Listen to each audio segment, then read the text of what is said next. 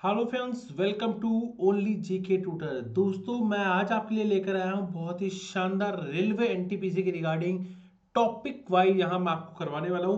जो भी most important topics होंगे उनको डिस्कस करेंगे। ये टॉपिक आपको ना सिर्फ एनटीपीसी, एसएससी सभी तरह की कम्पिटिटिव एग्जाम में काम आने वाले हैं, तो वीडियो को पूरा लास्ट तक देखना। सबसे पहले एक छोटी सी इंफॉर्मेशन मैं आपको बता देता हूं कि अनअकैडमी आपके लिए लेकर आया है top batches for top educators SSC 2021 के लिए। इसमें इंडिया के टॉप एजुकेटर्स के द्वारा Hindi medium, foundation batch, complete batch, full syllabus cover करवाया जाएगा। इंडिया के टॉप एजुकेटर्स के द्वारा लाइव टेस्ट होंगे, क्विज होंगी, अनलिमिटेड क्लासेस और पीडीएफ यहाँ से आप कर सकते हैं। इसमें इंडिया के बेस्ट एजुकेटर्स आपको यहाँ पूरा कोर्स करवाने वाले हैं। 2021 में अगर आपको सरकारी नौकरी चाहिए तो अनअकैडमी का लिंक मैंने डिस्क्रिप्शन में दे दिया है, वहां से डाउनलोड कर लेना, इन क्लासेस को एनरोल कर लेना। ओनली जीके कोड यूज करना, डिस्क्रिप्शन में लिंक है, 10% डिस्काउंट मिल जाएगा। क्योंकि अभी आपको पता होना चाहिए कि 31 जो दिसंबर है उसको इनकी रेटेज हाई होने वाली है, तो अभी यूज कर लीजिए हमारा ओनली जीके कोड और पाइए बहुत ही शानदार अपनी तैयारी को। तो डिस्क्रिप्शन में लिंक दे दिया है। तो चलिए शुरू करते हैं आज का हमारा फर्स्ट ट्यूशन। देखिए, मैं आपको बताने वाला हूँ वेदों के बारे में। देखिए, ऋग्वेद क्या है। ऋग्वेद का पहला और 10वां जो अध्याय है वो परावर्ती माना जाता है, यानी उत्तर वैदिक काल का माना जाता है। तो ऋग्वेदिक काल ये हो गया। ऋग्वेद की मुख्य शाखाएं क्या क्या हैं, कई बार क्वेश्चन आता है। तो मांडुक किसकी शाखाएं हैं? तो मांडुक क्या है? ऋग्वेद की। वाणकल, साकल, आश्रय लायान, ठीक है, ये चार ऋग्वेद की शाखाएं होती है। कई बार क्वेश्चन डायरेक्ट आता है कि ये किससे शाखाएं हैं, तो आपको बोलना है ऋग्वेद की शाखाएं हैं। इनमें 10 मंडल हैं। ऋग्वेद में कितने मंडल दे रखे हैं? ऋग्वेद में 10 मंडल हैं या 10 अध्याय हैं। इसमें टोटल मंत्रों की संख्या देखो, मैंने टोटल मंत्र हैं 1028 मंत्र। बहुत बार ये एग्जाम में पूछा जाता है कि ऋग्वेद में जो अध्याय हैं, जो मंडल हैं, वो हैं कितने? 10। और यहाँ पर जो मंत्रों की जो संख्या है वो है 1028।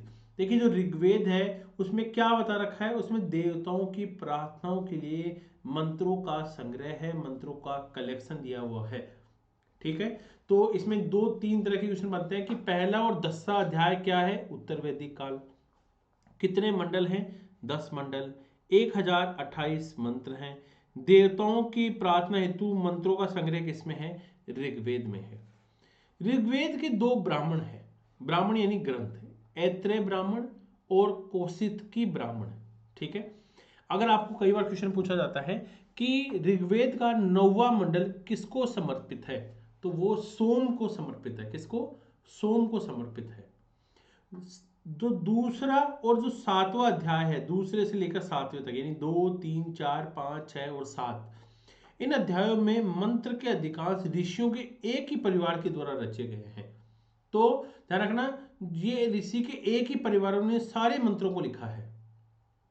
ठीक है, ऐत्रेय ब्राह्मण का दूसरा नाम पूछा जाता है, वो है पत्री चका। इसका दूसरा नाम है ऐत्रेय ब्राह्मणों का। अगर बात करें ऋग्वेद के ब्राह्मण, हमने पढ़ लिए। ऋग्वेद के उपनिषद कौन से हैं? ऐत्रेय उपनिषद, कौशितकी उपनिषद। ऋग्वेद के आरण्य कौन से हैं? ऐत्रेय और कौशितकी। तो तीनों चीजें सेम है, ब्राह्मण, उपनिषद और आरण्यक। ऋग्वेद न केवल भारतीय आर्यों की जबकि समस्त आर्य जाति की प्राचीनतम है।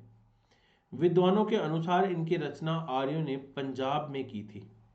विद्वानों के अनुसार इनकी रचना आर्यों ने पंजाब में की थी। ठीक है, ये क्वेश्चन पूछ सकता है कि जो चार वेदों में सबसे पुराना वेद कौन सा है, तो ऋग्वेद है सबसे प्राचीन वेद, जिसमें 10 मंडल हैं, 8 अष्टक हैं, 10,600 टोटल मंत्र और 1028 सूक्त दे रखे हैं।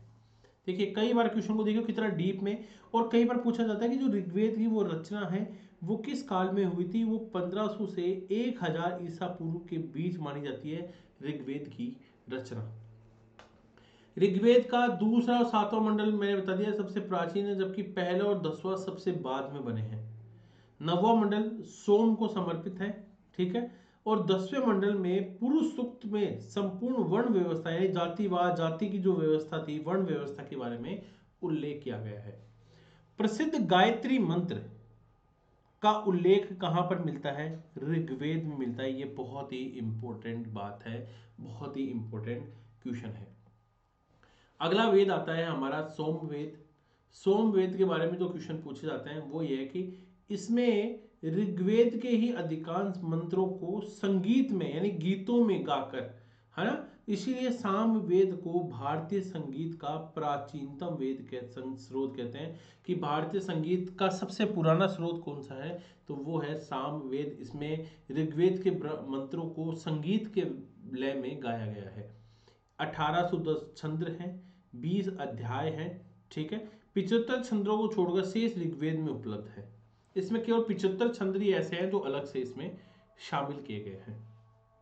बात करते हैं यजुर्वेद की।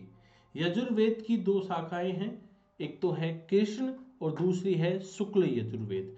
तो दो यजुर्वेद कौन कौन से हैं? कृष्ण यजुर्वेद और शुक्ल यजुर्वेद। कृष्ण यजुर्वेद का ब्राह्मण कौन सा है? तैत्तरीय ब्राह्मण। बहुत बार पूछा जाता है।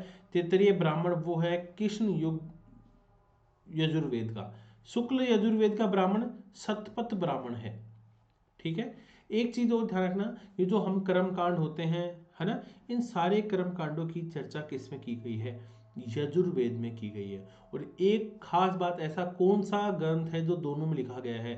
पद्य और गद्य में दोनों में लिखा गया है, ठीक है, बिल्कुल। कई बार ये भी क्वेश्चन आता है कि जो शुक्ल यजुर्वेद है उसकी संहिता के रचयिता वैजयनेयी के पुत्र याकवल्य है। कौन है? याकवल्य। अगला कुछ वेद है अथर्ववेद। अंतिम वेद है, 4 ही वेद होते हैं। इसका ब्राह्मण है गोपद ब्राह्मण। एक ध्यान रखना, किस वेद का कोई आरण्यक नहीं है? तो वो है अथर्ववेद का कोई आरण्यक नहीं है।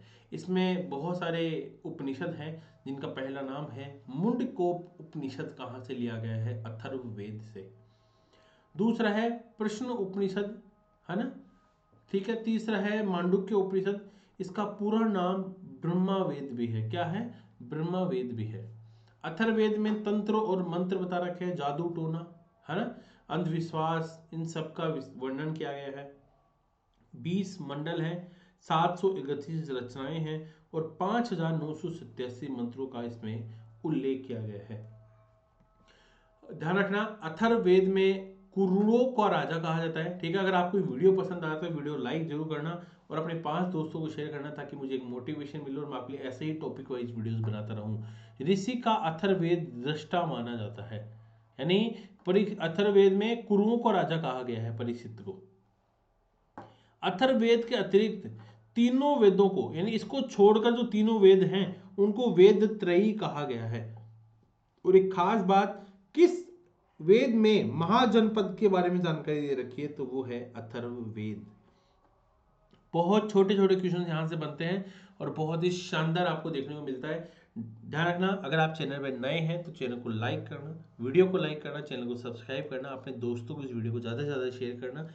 और अगर आपको ऐसे ही वीडियोस पसंद आते हैं तो मैं आपके लिए डेली टॉपिक वाइज वीडियोस बनाता रहूँगा। तो इस तरह से हम धीरे धीरे धीरे आने वाले कुछ ही टाइम में बहुत सारा कंटेंट तैयार कर लेंगे। तो आज ही हमारे साथ जुड़िए। थैंक यू एवरीवन, धन्यवाद।